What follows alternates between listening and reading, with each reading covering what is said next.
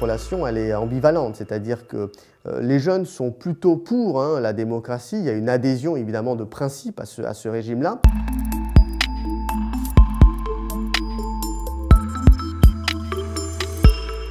Pour autant, cette crise du résultat politique, c'est-à-dire l'idée selon laquelle le politique ne change pas la vie des gens, 82% d'ailleurs de nos 18-30 sont d'accord avec l'affirmation suivante: votre génération ne croit pas en l'action politique.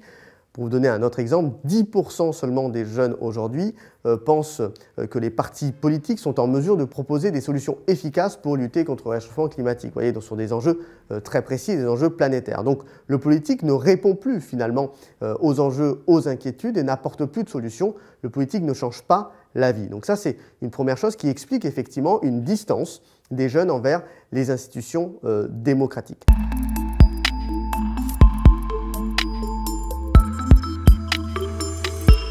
Deuxième élément qui me paraît absolument fondamental, c'est effectivement l'idée selon laquelle la démocratie peut-être devient une coquille presque vide pour cette jeunesse. C'est-à-dire que, étant donné qu'elle boude les urnes, qu'elle a peut-être moins d'emprise sur sa pratique, sur l'exercice démocratique, c'est difficile aujourd'hui de comprendre aussi ce qu'il y a derrière les institutions et ce que représentent les institutions.